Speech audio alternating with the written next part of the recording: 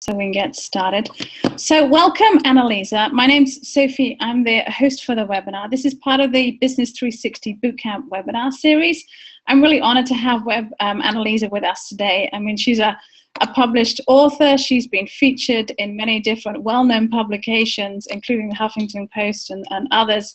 So what we decided to do today is really go sort of a deep dive, and I'm going to grill her and interview her and ask her all these different questions that you maybe want to hear. And as I said, this is your chance to engage, have real-time live access to somebody. So if your burning passion is how to write that book, and I know so many people have this inside of them, it's just something they want to get out. Some people want to do a TED Talk, some people want to write.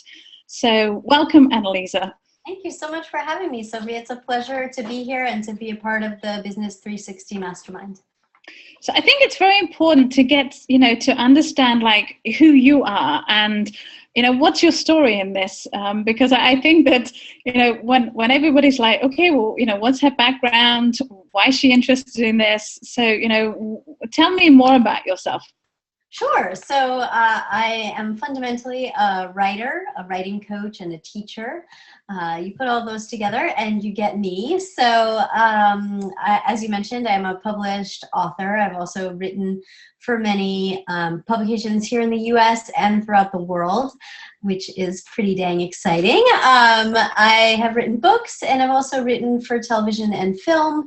And so in this venue, I help authors, entrepreneurs mostly, to become authors, to become the expert who wrote the book on it. Because as we know, Sophie, when you're an entrepreneur and you're really trying to move your business to the next level, it really helps to have that book. So one of the things that I help entrepreneurs and speakers to do is to have that book, that platform to move their career to the next level. And so I do a series of retreats.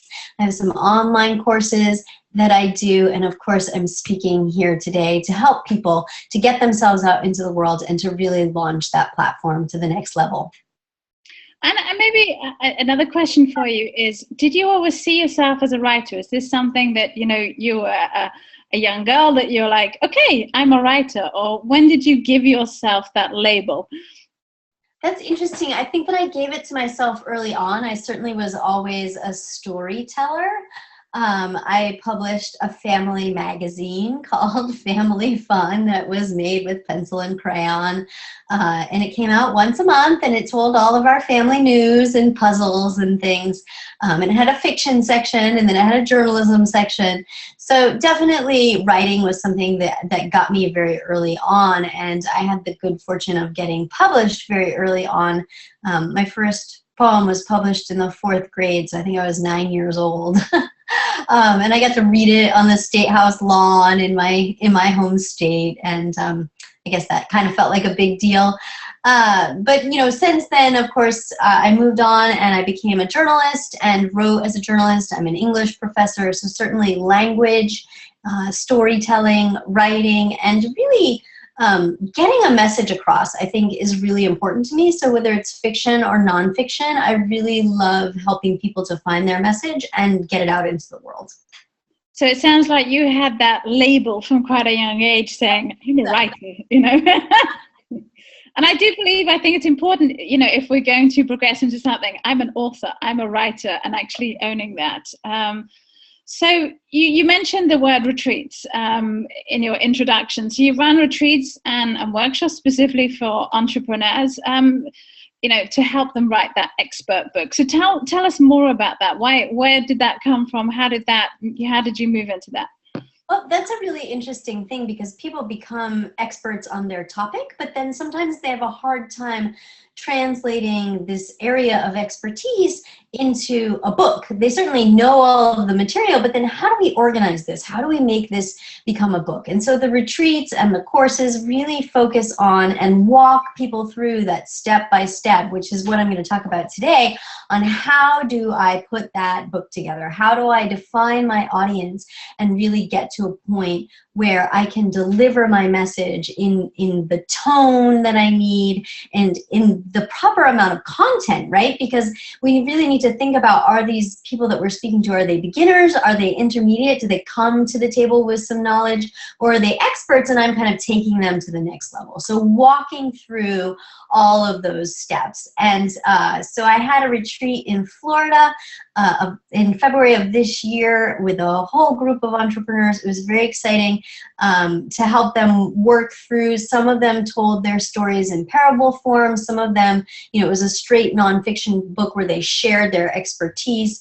And so that work was around helping people to find out, how much story should I tell? How much anecdote should I have? Yeah. And how much fact do I need to share with my audience? And where's that balance for them? And that was really exciting to sit down with each one of those. They all get a one-on-one as part of that experience. And now they're all published authors. And that's just amazing to see and hold their books and say, wow, I had a small part in this, helping them get their expert books out the door. So it's a very successful retreat. And really the step-by-step method that I'm going to talk about today really helps people to go from beginning all the way through publication, whether that's a traditional or a self-publish.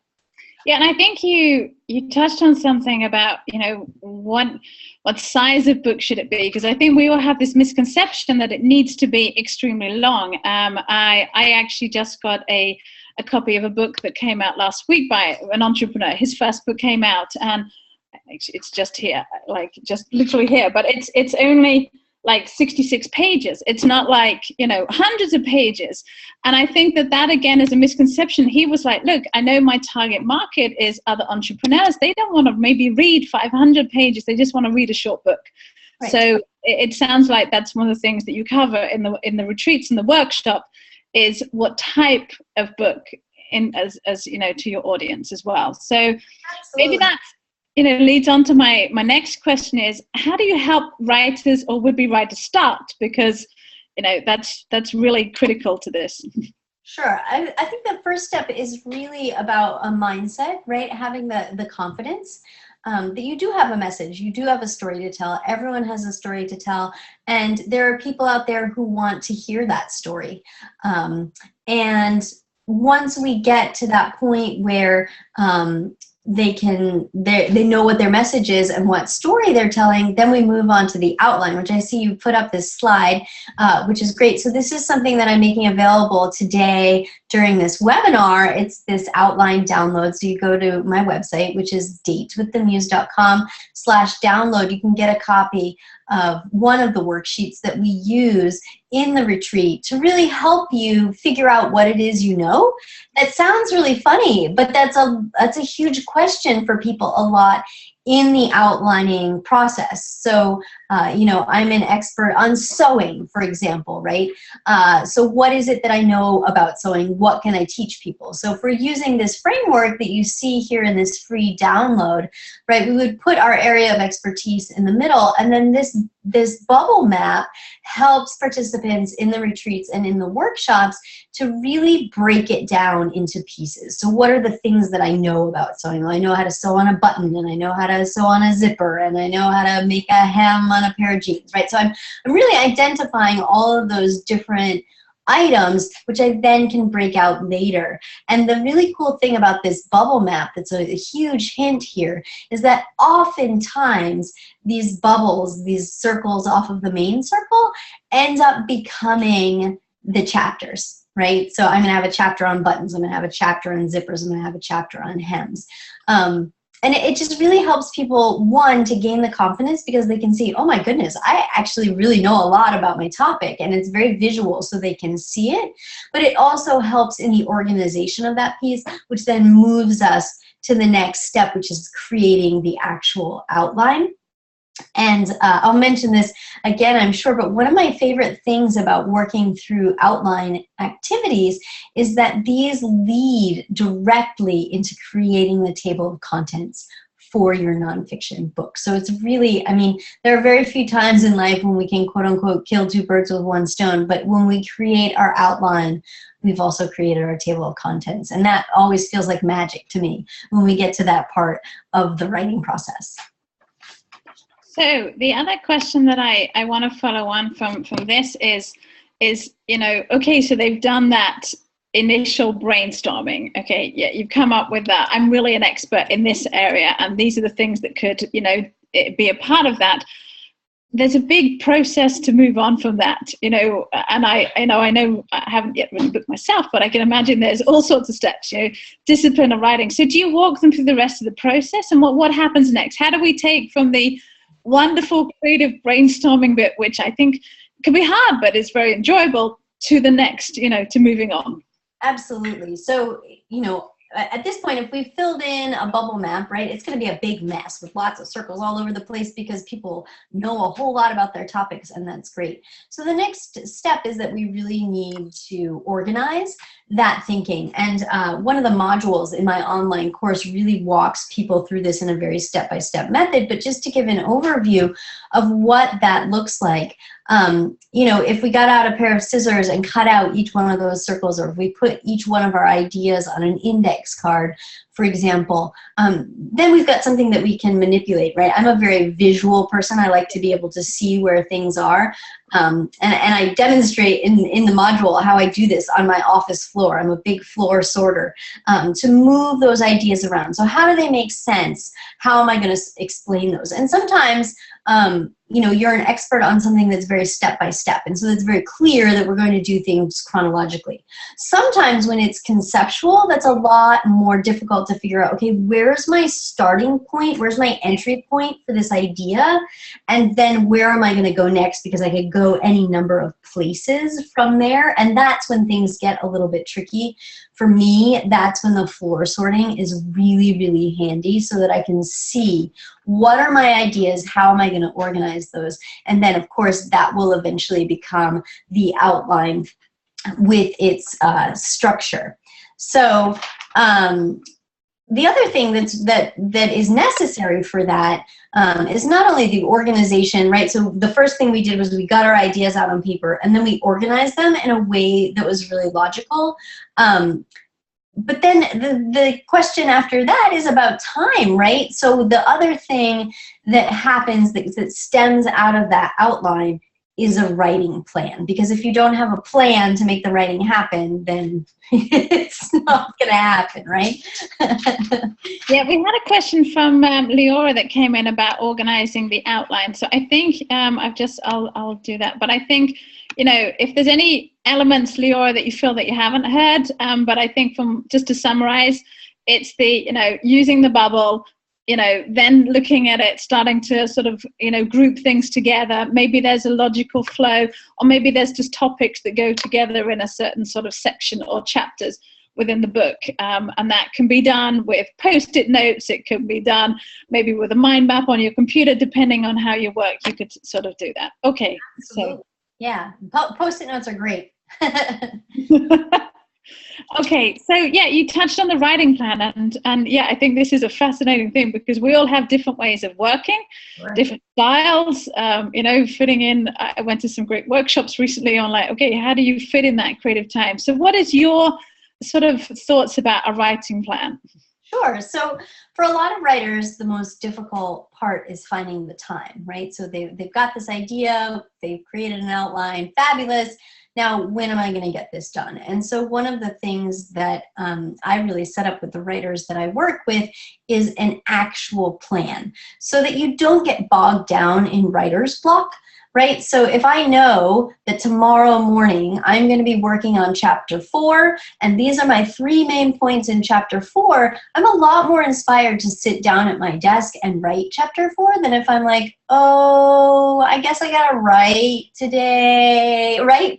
I don't have a direction. And so having a writing plan really gives you a direction, which keeps writing block away. And that's definitely what we want to get that done. So, within the context of an entrepreneur's busy life, prioritizing that time. And again, in the retreat and in the course, I give a lot of tips about how do you set that time aside. And really, my 2 main tips are that you make an appointment with yourself every day, and that you do that at the very best time for you. right? Yeah. So there's a lot of advice out there about like, do it first thing in the morning or whatever.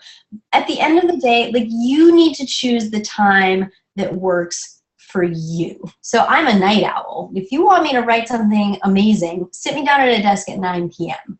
Put me there at 9 a.m., something might happen, but you gotta have a pretty harsh deadline and my boss has gotta be a jerk, right? Like that's not the time for me to produce. That's me, right? Yeah.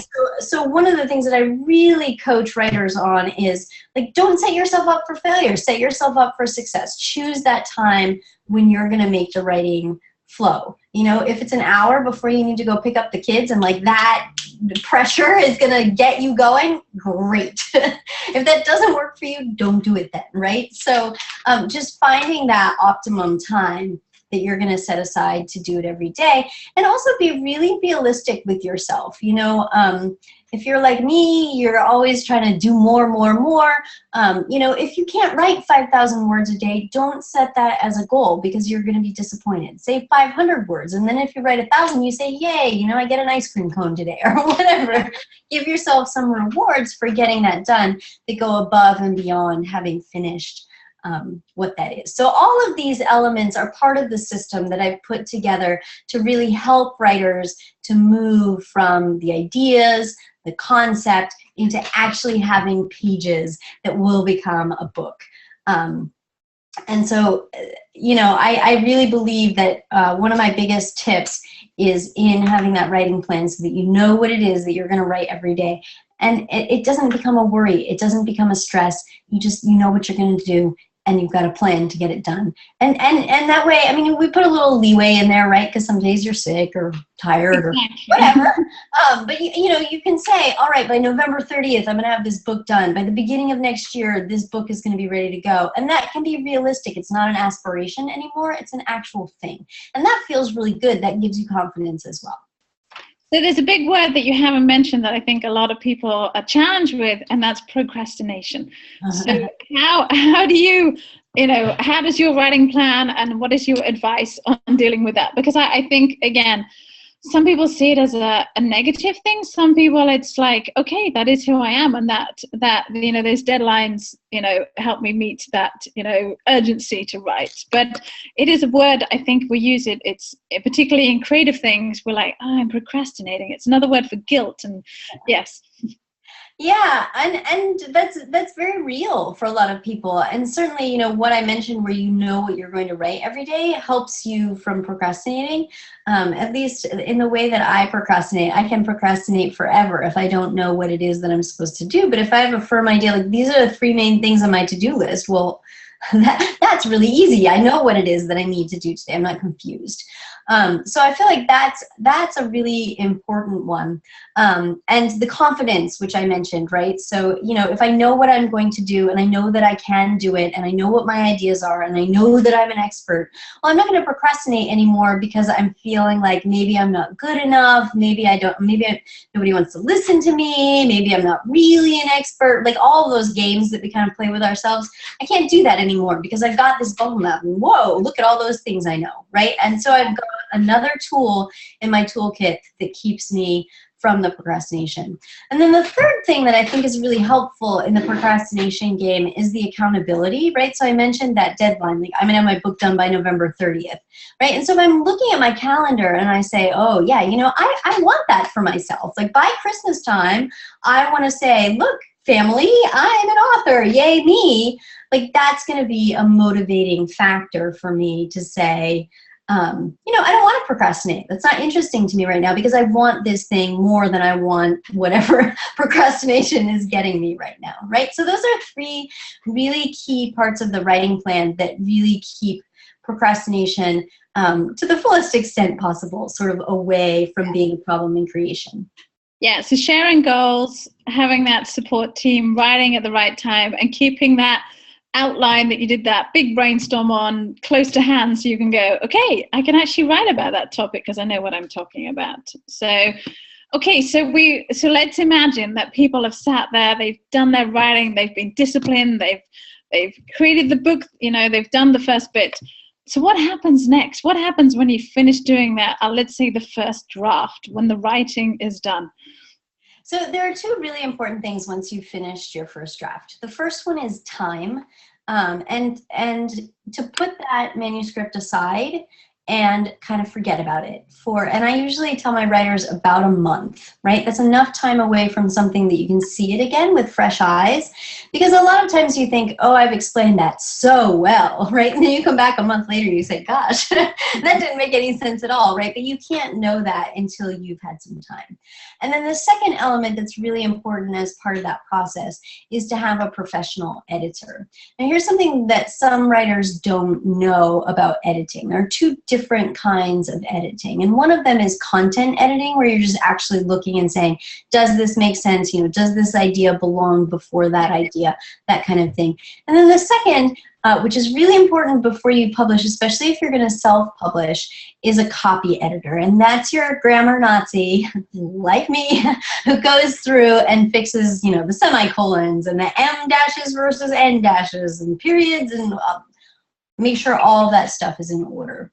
So certainly you're going to want to have people to do content editing, and the wonderful thing about that is those could be your friends, they could be fellow colleagues, maybe somebody else who's an expert in a very similar field to yours who can give you some feedback on the actual content, you know, the subject matter, not just this doesn't make sense to me. And then hiring somebody once you've gone through that round of revisions to do the actual copy editing. So a question for you, how many content editors would you recommend? Because I think we can often, when we've got an idea, we've created something, and then maybe sometimes we can ask too many people for their opinion, and then it's like, oh no, what about this, and what about this, and what about this? And sometimes that almost destroys something, but maybe more than one is also enough. So what is your view on how many editors, how many people see it, review it? That's a really excellent question. So in my mind, it's less about how many and more about when. So do not share your work until you're ready to say, this is done. Because when you're in the creative phase, it's very important to get the right kind of feedback. And if people start saying, this doesn't make any sense, I don't think this goes there, this shouldn't be like this, right? That leads to confusion, that leads to procrastination, and the book doesn't get done. Don't do that. A lack of self-confidence, I can imagine. Yes. Exactly, right? So when you're in the creation phase, talk to your friends about it, talk to your spouse about it, whatever, but don't start sharing material, right?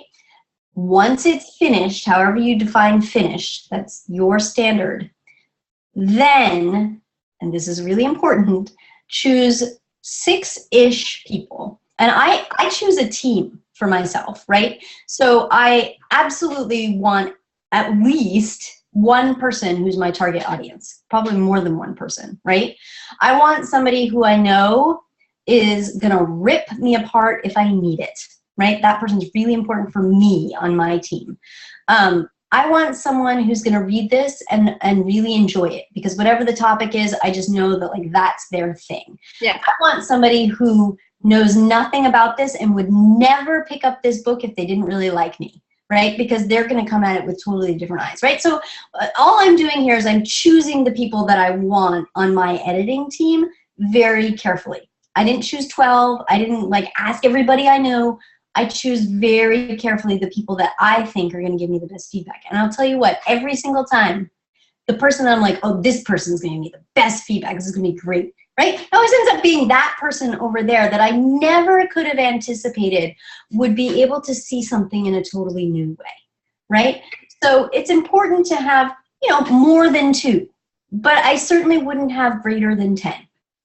That's okay. And on a practical level, again, I think, you know, we are targeting here to people that are entrepreneurs, maybe in a limited budget. Do you share this? On a practical, do you do this via Google Docs? Do you print it off and give people hard copies and say, give me feedback? How do you actually work with this group of 6 people that you've chosen? It really depends on the kind of feedback that I want. You know, sometimes you could do it digitally. Certainly I had readers on my last book. One was in New Zealand and one was in London, so I was not shipping manuscripts across the ocean to them. So we were sharing things digitally. One of the things that I did that was really helpful was that I broke that particular piece into thirds. And so we, you know, I sent it to them with a certain amount of time, and then we all met via Skype, all 6 of us, and that was really good for them to kind of bounce ideas off of each other. But it was amazing for me to hear them discuss the piece, right? Because one, it made it real. I was like, oh my goodness, I've written a book and people are talking about it. This is amazing. But also for me to hear the way that they processed both individually and as a group helped me to get into, okay, this is an area that I need to revisit because there's some confusion here about this, and I'm hearing that. So the opportunity to be a listener there was really important. So, I mean, as far as, you know, some of the people in the group wanted a print copy because they like print. I'm a print person. You know, I was working off of a print copy as I listened to them. So I did print that for them. But, you know, I really let them decide what their comfort level was on what they wanted. And some of them preferred the digital copy and some of them preferred the paper copy. And if they were on the other side of the Atlantic Ocean, they were stuck with digital. So publication, I mean, that I think, you know, we can have an idea, but it's the same with music. You know, how do you get this like out there? How, I mean, maybe talk through finding a publisher. What are the self-publishing options? I mean, you know, what are the differences between traditional? I think it's a big topic, and I think people are very curious as to how do they take what they've written. It's been proofread, it's been edited. Okay, how do I get it out into the market now? Right. So obviously, you know, there's traditional publishing where you go through a publishing house, and then there's the self-publishing route, which a lot of entrepreneurs choose. You know, the on-demand option is really helpful for those who don't know what that is. If I order right now from Amazon or wherever else an on-demand book, that book isn't printed until I've put my order in, right? Okay. So as the author, I don't need to outlay hundreds of thousands of dollars in order to get something printed. It won't be printed until someone orders it. And so that works for a lot of people, especially on their first book, when they're kind of testing the waters to see what's the market here, how is this going to work. You know, if you're self-publishing, you get that immediate gratification, right? You wrote something, boom, you've got a book in your hands. The print on demand is wonderful from a financial standpoint, because if you are an entrepreneur who's just starting or who's, you know, working toward the next level of your business, there's no outlay. Also, and this is a really cool thing that probably a lot of people don't think about, but if you're writing a book, to create a platform, once you've created that platform, you're going to need to carry your book somewhere. But think about this. I mean, there was a time when authors and speakers needed to carry cases of books with them everywhere they went. If you've got print on demand, right, you have, I don't know, 5, 6 books on your little table, and then you say, here's a computer, order the book, it'll ship right to your house. And so, I mean, that's just a logistical thing that makes your life a lot easier if you decide to self-publish. Of course, keeping in mind that one of the most important things about self-publishing is hiring a professional editor. And I know that I've mentioned this several times. Self-publishing has certainly got a better reputation than it had maybe 5 years ago. But one of the things that really brings it down are those people, not the people watching this particular program, but the people who put out a product that isn't up to publishing standards. And so it makes self-publishing look bad. It makes it look like a hack job. We certainly don't want to contribute to that stereotype, right? We want to democratize the publishing world, open it up to everybody. And in order to do that, you need to have a certain standard of material. Now, for those people who want to traditionally publish, the advantage there is that you've got a big name behind you. They've also got a marketing department. So, you know, if you're a first-time author, they might not help you out a lot. but they're certainly going to help you more than you sitting all by yourself at home, right? So they're going to do some work to get your book out there, to get it into the big bookstores, to get it into the small bookstores, to get you speaking gigs, and to get you signings that will get you the book sales that you need. It is harder to get published through a traditional publishing house, but there are a lot of niche publishing houses, very small. In fact, part of my online course that I do, I have a full hour-long interview with an editor from one of those small publishing houses, and he talks about how do you get your book through the door in one of those, and they're specialty houses, right? They're very small niches. They're publishing between 20 and 50 books a year, which is very small. How do you get into that? Because once you do, then you've got an entire marketing department behind you, and that's a really great thing to sell books and make money and to get your name out there, which is really the point of the whole thing to begin with. So once the book is done, okay, that's it. Like what happens then? I mean, I think, and also I can see when you do any launch, you're building up and you've written and you've spent so much time doing it, and then you've launched it. Okay, well, what next? What's next? Yeah. Well, I mean, at that point, you're not a would-be author anymore. You're an author. So yay, right? That's a wonderful feeling of accomplishment.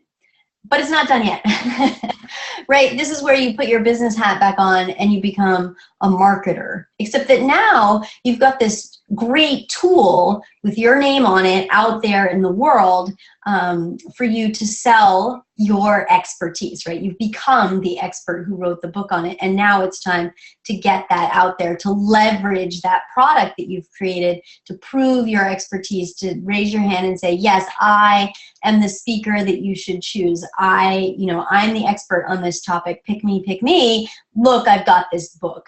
And that's a really wonderful opportunity. It's a ticket that you've created that's going to open new doors for you. And so marketing that piece, putting your name out there, not only as I'm an expert on X, but not only am I the expert, I'm also so much of an expert, I've got the book. Do you cover in your course, and we'll talk about the overall course in more details in a minute, but do you cover how to do different ways of doing book launches? Because I can see so many authors are doing okay, here's become an ambassador, or do different incentives and getting all the hype up and telling. Is that something that you cover as well? Yeah, so one of the neat things about the interview that I was just mentioning with the editor from that small publishing house is that he has not only been the editor-in-chief of a publishing house, he's also been the marketing director. So he really works on telling authors, not only how do you get your book through the door and get the dang thing published, but then what? What happens after that? And he does this every day, and he's getting authors, into the New York Times and onto NPR, and big name things. And so he knows what he's doing, right? So he gives step by step, here's how to get your book out in the world. Here are some ways to market this thing well and position yourself well to even become a bestseller, which is a word that gets thrown around a whole lot. Yeah. Isn't really, there's no guarantee. It's not easy to do. But he gives you some tips that might lead you there. And that's his area of expertise. It's what he does every day for an actual publishing house. Yeah, and I think it's probably once you've got to this point of okay, I've launched it, it's also going back to that, why did I do this? Was it just tick the box and say, I've written a book? Mm-hmm. Or was it to be that marketing tool to then, continue your awareness and education and, out in the marketplace of what you're doing? So I think, it'd be great to sort of do a bit more deep dive on the course. And I'm just going to share the slides that I have here again. So let's just go into this. Let me just put it in slideshow mode here. Okay, so let's talk about what's in the course so the people on the webinar today can have more of an understanding. So maybe Annalise, if you can just talk through this. Sure. So this is essentially my outline for my course here. So this is available online, and it walks you through with video and worksheets and activities and quizzes lots of downloads that come with this on how to create your book from beginning to end. So we're going to start with a very detailed module on how to outline the book. And of course that has handouts with it that you fill out, and so it should, by the end, you should be ready to go. And here's this step number 2 is something that a lot of people overlook. You're presenting yourself in your book. And it goes beyond, hi, my name is, right? That you have to introduce yourself in a very compelling way to your audience so that you're relatable, you're likable, and you're an authority. And so how do you do that? What does that look like? I've got a formula for putting together that introduction that serves the purpose of introducing yourself, but also establishes you as an expert in this field. It's one of my favorite modules. It's kind of a pet project of mine. I've worked with a lot of entrepreneurs just on that one step and helping them to introduce themselves to their audience. So I'm pretty fond of that one. The next one is about how to speak to your specific audience. So identifying who that is, how you want to talk to them, and what your purpose of your message is. Going beyond that, we're going to get into the nitty-gritty of self-publishing versus traditional publishing. For your particular book, is there a better venue for that within the context of your topic? What makes sense? And then how do you do it? How does one go about self-publishing? How does one go about getting in touch with a publishing house and saying, hey, pick me, choose my book? And then a couple of the bonuses, which I think I've mentioned in the context of this webinar, is finding the time to get the writing done. So how do you make that writing plan? And then this editor's desk, this editor from this publishing house, his name is Shay, gives some tips on publishing and marketing your book. It's an hour and 6 minutes long. It has a 5-page handout to accompany it. It's very, very detailed. By the end, you'll almost be your own expert on publishing and marketing. As I mentioned, tons of handouts, videos, guest experts, step-by-step directions that go with it. So if you have any, just to everyone listening, if you have any questions, just put them in the chat because we'll come to those in a minute. So I just really want to make sure that everybody knows, how they can work with you and, what are the next steps. If they're really interested in the course, how do they move forward on this? Sure. So this, for the context of Business 360, I am giving a bonus price on this particular course. I usually sell this course for $12.97. For people affiliated with Business 360, I'm offering it for $5.97. You can go right to this link, writinggym.com/product/expert, and sign up for the course right there. You can start it today and move through it. It's a 6-week course. There's a module every week, so you have plenty of time to work through the things you need to work through. And by the time you're done with it, you are set and good to go on creating your book. I do also want to mention that I am a writing coach. I do work one-on-one with people to help them get their books out the door, so they can go to datewiththemuse.com. You can see that in my logo there. Datewiththemuse.com. Get in touch with me if you are interested in working one-on-one with someone to support you, to hold you accountable, and to really help you to put together that book. Yeah, I was going to ask, you mentioned at the beginning you had a retreat in Florida. Do you have any other retreats coming up?